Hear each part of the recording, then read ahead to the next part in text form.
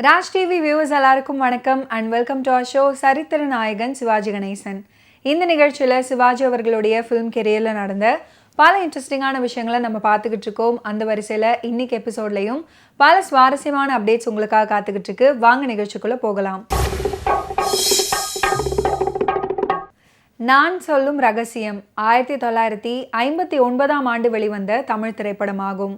கஸ்தூரி films நிறுவனத்தின் வி.சி. சுப்புராமன் தயாரிப்பில் உருவானது இந்த திரைப்படம். கலைப்பித்தன் அவர்களின் கதை வசனத்தில் பி. ஸ்ரீதராவ் இயக்கத்தில் வெளிவந்த இந்த திரைப்படத்தில் சிவாஜி கணேசன் அவர்கள், அஞ்சலி தேவி அவர்கள் முன்னணி கேரக்டரில் நடிச்சிருந்தாங்க. இவர்களுடன் Chandrababu, K A. Thangavelu, S V. Subbaiah, S R. Dasarathan, K M. Nambirajan, Nalli Subbaiah, Dharmarajan, G. Mani, M N. Rajam, G. Shakuntala, C K. Saraswathi, Manorama, N. Rukmani மற்றும் பலரும் நடிச்சிருந்தாங்க.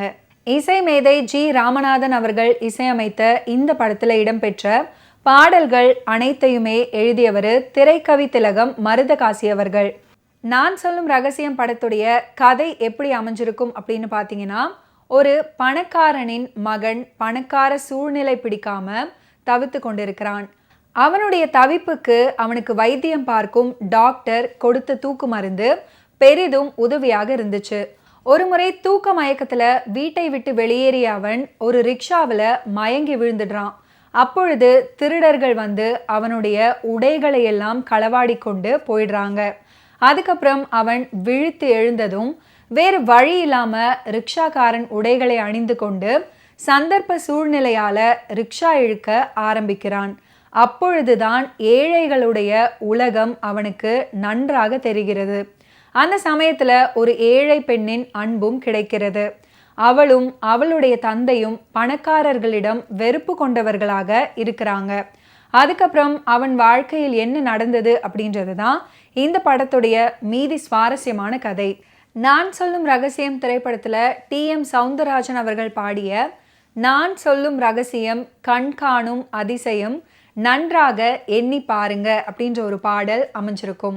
படத்துக்கான பாடல்களை ஆ. மருதகாசி அவர்கள் எழுத ஜி. ராமநாதன் அவர்கள் இசையமைச்சிருப்பாரு. இந்த பாடல் வெளியான காலகட்டத்தில் நல்ல வரவேற்பை பெற்றுச்சு.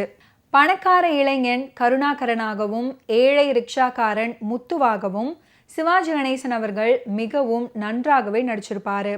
அவர்தான் இந்த படத்துக்கு முக்கிய பலம் அப்படின்னு சொன்னால் அதை யாராலையுமே மறுக்க முடியாது. ஏழை பெண் மனோரமாவின் களங்கமில்லாத அன்பை பெற்று அதுக்கப்புறம் அதை இழக்க நேர்ந்த சந்தர்ப்பத்தில் சிவாஜி அவர்களுடைய நடிப்பு மெய் சிலிர்க்க வைக்கும். 1959 சிவாஜி அவர்கள் நடித்து வெளிவந்த நான் சொல்லும் ரகசியம் படத்தில் ஜிக்கி அவர்கள் பாடிய ஒரு பாடல் தான் கண்ணை போல தன்னை காக்கும் அன்னை தந்தையே அப்படின்ற ஒரு பாடல். இந்த பாடலையும் ஆ. மருதகாசி அவர்கள் தான் எழுதியிருப்பார். தாயே இது நியாயமா அப்படின்னு தொடங்கக்கூடிய ஒரு அற்புதமான பாடல் நான் சொல்லும் ரகசியம் திரைப்படத்தில் இடம் பிடித்திருக்கும். இதற்கும் பாடலாசிரியர் ஆ. மருதகாசி அவர்கள் தான்.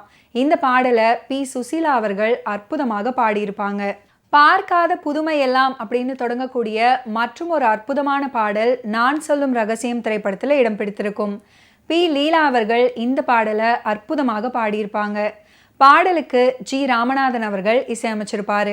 நடிகை அஞ்சலி தேவி ஏழை பெண் மனோரமாவின் கதாபாத்திரத்தில் மிகவும் பொருத்தமாக நடிச்சிருப்பாங்க. இவங்க ரெண்டு பேருடைய காதலுக்கு குறுக்கே கருணாகரனே வந்துடுறாரு. படத்தில் இன்னொரு வில்லனாக டாக்டர் ஷைலக் கதாபாத்திரமும் அமைஞ்சிருக்கும். மேலும் கருணாகரனின் தந்தை வடிவேலுவும் இந்த காதலை அழிக்க முயற்சி பண்ணுவார். அதற்கு காரணம் மனோரமா வடிவேலுடைய தங்கை மகள் அப்படின்றது தான். அவன் தங்கையை வஞ்சனையால் கொலை செய்து அவருடைய சொத்தை அபகரித்த வடிவேலுவும் அந்த காதலை ஏற்க மறுக்கிறாரு. நான் சொல்லும் ரகசியம் படத்தில் பி. லீலா அவர்கள் பாடிய அற்புதமான பாடல் தான் பார்க்காத புதுமைகள் எல்லாம் கண்ணார பாரடி பொம்மி அப்படின்ற பாடல்.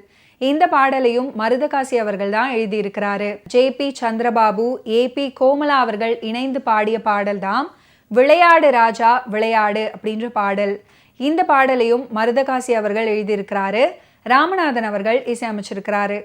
நான் சொல்லும் ரகசியம் திரைப்படத்தில் மருதகாசியின் வரிகளில் ஜி ராமநாதன் அவர்களின் இசையில டி.எம். சௌந்தரராஜன் பாடிய பாடல் தான் பொல்லாத உலகத்திலே நல்லதுக்கு காலமில்லை அப்படின்ற பாடல். நான் சொல்லும் ரகசியம் படத்துல இடம் பிடித்த மற்றும் ஒரு அற்புதமான பாடல் தான் மானமும் இழந்தே வாழ்வதும் தவறே அப்படின்ற பாடல். இந்த பாடல் அற்புதமாக பாடியிருந்தாரு சீர்காழி கோவிந்தராஜன். பாடலாசிரியர் கவிஞர் ஆ. மருதகாசி. இசையமைப்பு ஜி ராமநாதன். காணாத சொர்க்கம் ஒன்று உருவாக கண்டேனே அப்படின்ற அற்புதமான பாடல் நான் சொல்லும் ரகசியம் திரைப்படத்துல இடம் பிடித்திருக்கும். இந்த பாடலை ஏ.எம். ராஜா, பி. சுசீலா அவர்கள் இணைந்து அற்புதமாக பாடியிருப்பாங்க.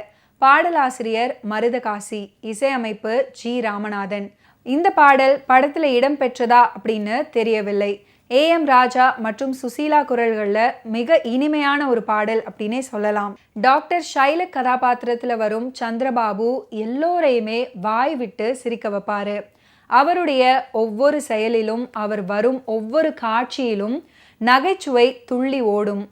எல்லாவற்றையும் விட நாய்க்கடியால் பைத்தியம் பிடித்தவனுக்கு வைத்தியம் செய்யும் காட்சி படத்துல ரசிக்கும்படி அமைஞ்சிருக்கும்.